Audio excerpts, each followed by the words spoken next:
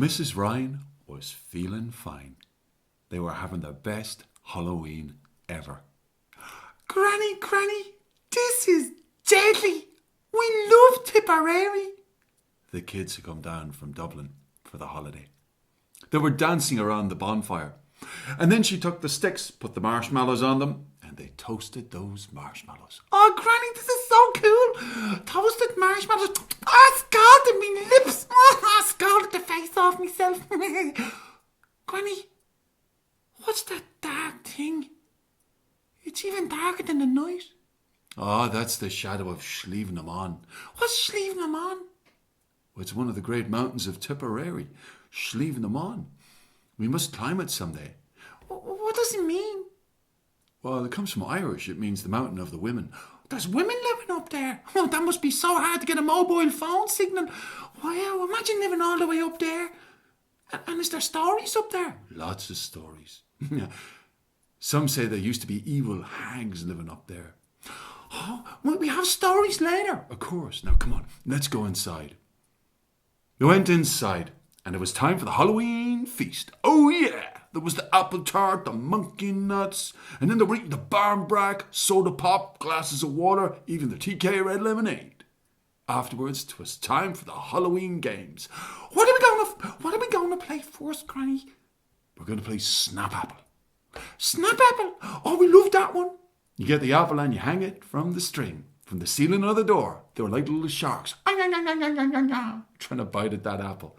And what are we going to play next? After, they got the bowl of water. The bowl of water, and they threw the money in it, and one by one the kids stuck their head in, water flying all over the kitchen table and onto the floor. What's the next game? The next game is my favourite. The game of the dishes. Oh, we don't want to do the dishes. Oh, we don't want to do the dishes, Granny. No. It's not that dishes. It's the game of the dishes. What do you mean? You get 4 dishes and you put them on the table. And then into the first dish, you put a ring. Why? I'll tell you in a minute. Into the second dish, you put some money. Why? I'll tell you in a second. Into the third dish, you put some water. Why? Will you please just be quiet for a couple of minutes and I'll explain. Into the fourth dish, you put some ashes from the fire. This sounds fascinating. Go on, and what do we do? Then one by one, to have some fun, we put a tea towel around our eyes so we cannot see, and then we turn around to Hindo Tree. We reach out with our hand and we pick one of the dishes that we can't see. You have to do it by touch. And what happens if we pick the one with the ring? It means in the next year, you're going to get married. I don't want to get married. I'm only 12. I'm much too young. If you put your hand into the one with the money, what will happen? In the next year, you're going to get rich.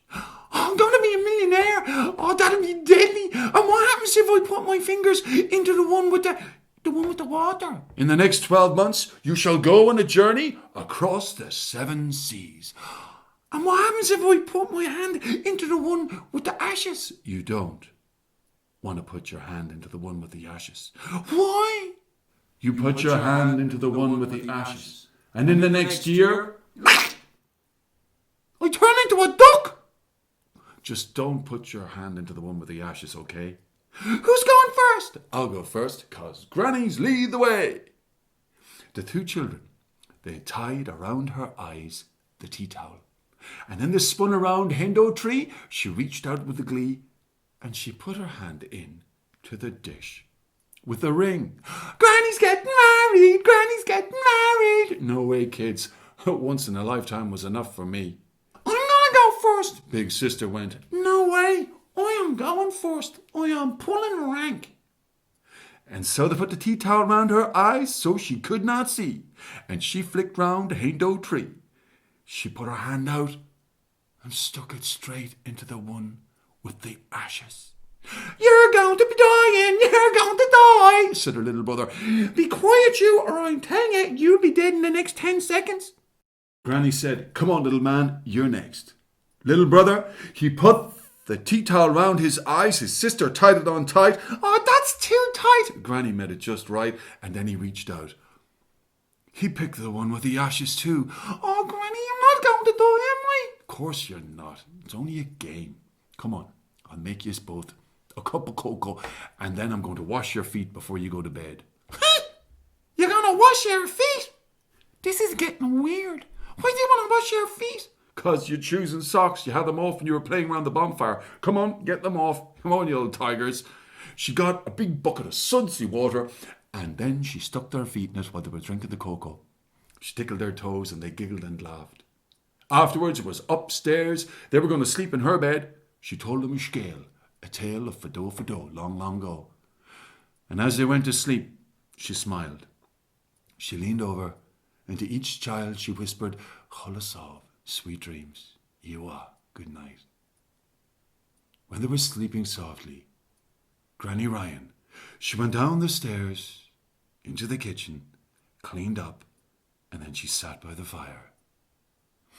She picked up a poker and poked at the embers of the turf. A few sparks jumped out. Wind whistled down the chimney. She made herself a cup of tea, and as she drank it, she looked at the clock. It would soon be midnight. She'd have many memories of this night. She drifted off to sleep.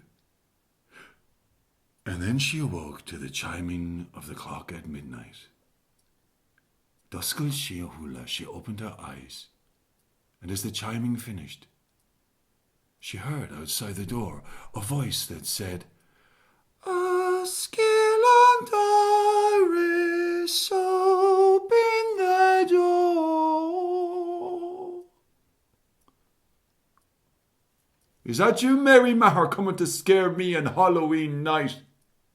Mary Maher was Mrs. Ryan's neighbour. They'd been friends since they were in national school long, long ago. If that's Mary Ryan, I'm going to scare her. She took the tablecloth and put it on her head.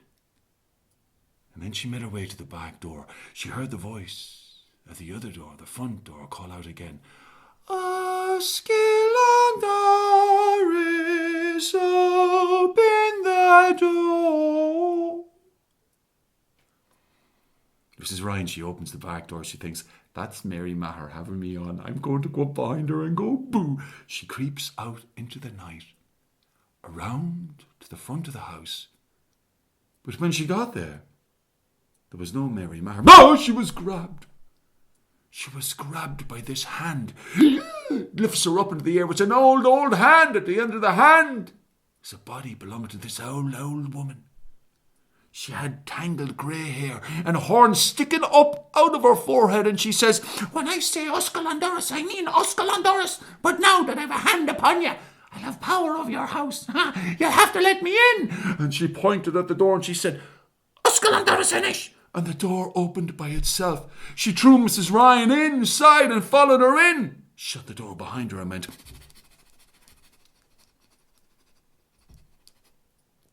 where are they?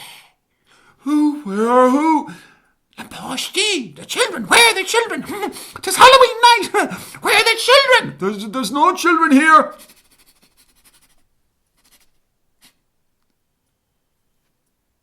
And then she looked up towards the ceiling, towards the room where the kids were asleep. And she looked at Mrs. Ryan and she smiled and she said, I won't eat now, but I will eat later. And then she sat down on Mrs. Ryan's chair, pulls out a spinning wheel from among the folds of her cloak, and she starts spinning wool, clickety-clack, forward and back. Then there's another knock on the door. Another voice goes, Askilandaris, open the door. Open the door, my sister is here. I'm not opening no door. You will open it now. And she points at Mrs. Ryan, then at the door. Mrs. Ryan flies through the air against her will. In slow motion, she lands at the door and her hand opens it. There's another hag. This one's got an extra horn on her head. She walks in. She looks at the first one and she goes, Coilsheed, where are they? And the first one just pointed at the ceiling. The second one looked up. We won't eat now, but we will eat later. And she sat down, pulls out a spinning wheel, and she starts spinning wool, clickety-clack, forward and back. Oh, and every 5 minutes, Mrs. Ryan, she flies through the air and she has to open it. And another hag comes in, each with an extra horn, until there was 12 of them sitting and a-standing round the kitchen. Some of them was talking, some of them was stalking, and some of them was going clickety-clack, forward and back as they spun the wool. And then the very walls of the house began to shake. And the pussycat went running out the back door, chased by the mice, and the mice wasn't trying to catch the cat, that was trying to overtake it so they could escape. And then a voice outside said, Askelandaris, open the door. Open the door, sisters. Your queen is here. Open the door, Mrs. Ryan. Our queen is here, our big sister. I'm not opening no door. You will open it now. And they all pointed at Mrs. Ryan, and against her will she flew through the air, and she opened the door, and in walked the Queen of the Hags. She had 13 horns upon her head, like some demented crown. And on each horn there was a candle, and the candle wax was dripping down the side of her face, and hanging in stalactites and stalagmites off the side of her jaws. She walked in and she said, Sisters, we won't eat later. We'll all feast now. But first, Mrs. Ryan, I want a cup of tea. We'll have me Halloween feast. Go outside to the well in the back field and fetch me a bucket of well water. That's what I'll have my tea with. I'm not going nowhere. You will go now. And she points at the door, and Mrs. Ryan, against her will, she flew out the door as it opened by itself. She went over the roof of the house, and she landed in the back field beside the well. She threw the bucket in the well, and as she was pulling it up, she said these words, Ar Nyaharathor Nyav Nefer Danam Dogga the Riach. And when she said the ancient holy words, suddenly she saw coming towards her out of the darkness of the nearby bog is this white shining light, and 'tis coming towards her, and 'tis flickering and getting bigger and bigger, and inside in the middle of it was this little old lady, like a baba in a laba, all curled up.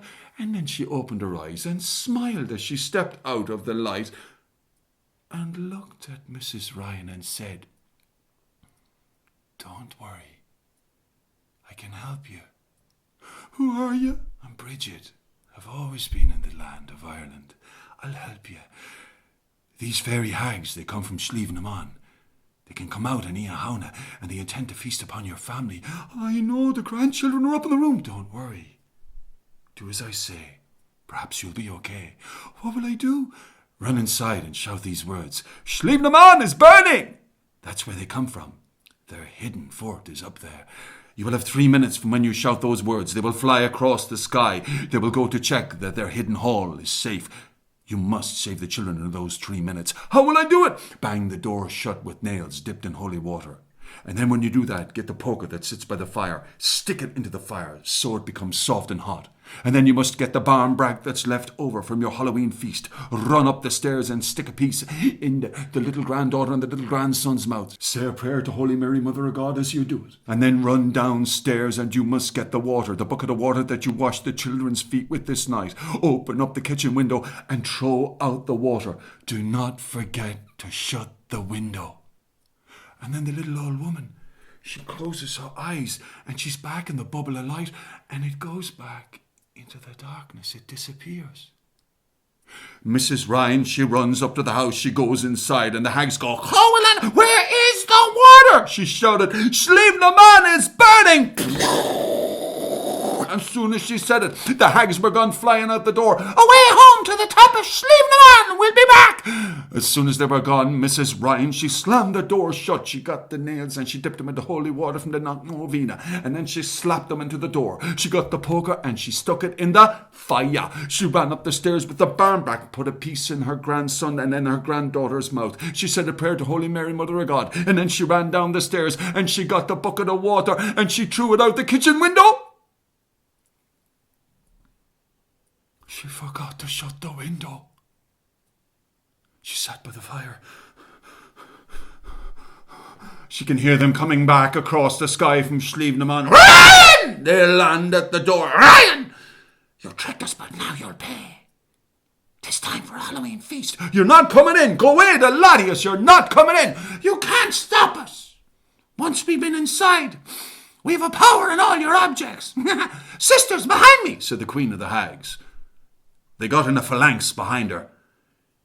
And then she dipped her crown of candles.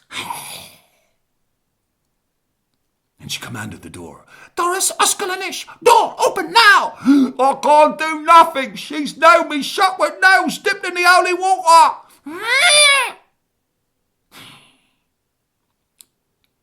Poker, Uskalan Doris. I can't do nothing. She stuck me in the fire.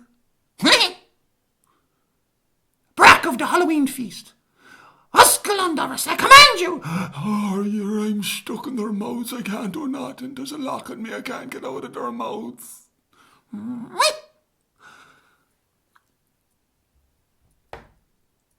Water that washed their feet. Uskalan Doris and Nish. Can't do nothing. She threw me out the window. As soon as the water said the word window, the Hags of Slievenamon, they saw the open window and they flew. But the granny was just as quick. She jumped to shut that window. She was just behind them. And 'twas lucky that the hags had so many horns on their heads. They hit the window frame with their hags. There was a big clump of them. They were all stuck. They couldn't get in. Ah! They're screaming. Mrs. Ryan, she slams the window shut. And then she stuck up her nose up against it.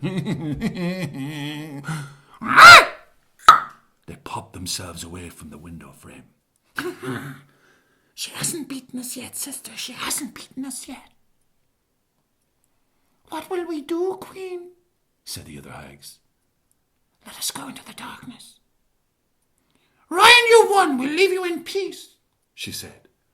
But as soon as they'd gone out of Mrs. Ryan's line of sight, they crept back round to the door, and in the hag with the 13 horns, she cupped her lips to the keyhole, and she blew wind from her mouth straight through the keyhole.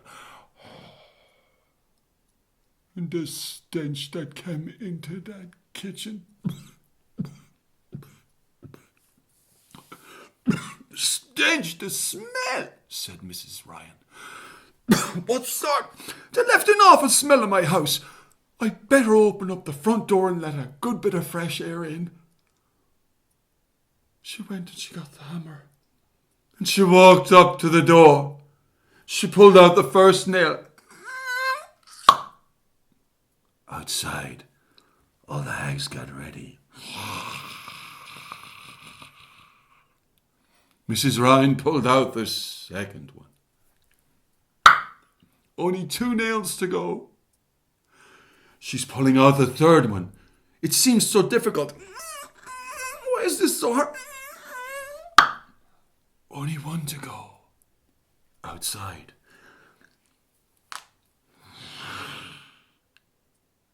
She's pulling out the last one. When she was grabbed from behind. Granny, don't open that door. Give us that hammer and them nails. What is it, kids? Just give it to him. Come on, give us. Oh, what are you doing up? Don't worry, just give us. And they started knocking the nails into the door. Granny, you wouldn't believe it. Honestly, we were woken up in our beds. We was choking on barnbrack. And it was so weird because we brushed and flossed our teeth. And we thought we could hear a noise out in the street, so we looked through a chink in the curtains and we could see out the window down below. Don't open that door, we're keeping it nailed shut. think there's politicians out there. Looks like another election. And those hags outside, they shrieked and roared, for the sun was soon coming up over Tipperary, and they could not be caught outside their cave from the top of Slievenamon once the sun came up. Ryan, you've defeated us this time, but we'll be back next year on Halloween night. We can't stand the Ryans or the Mahers. There's too many in Tipperary. And they flew back to their secret cave on Slievenamon. But the next Halloween, when they came flying out of that cave, Come on, let's go get the Ryans. just as they came flying out, they got the shock of their lives.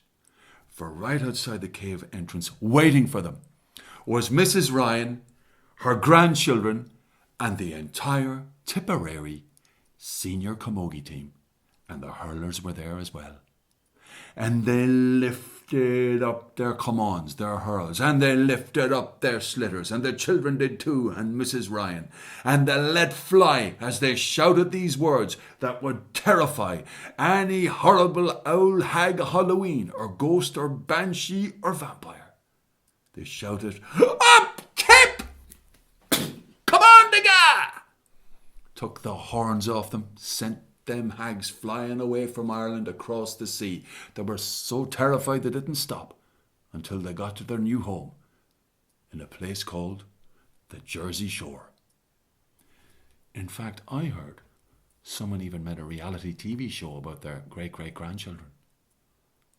As for Mrs. Ryan and her grandchildren, I hear every Halloween they have the greatest fun dancing around the bonfire and playing them Halloween games at the foot of that mighty mountain, Slievenamon.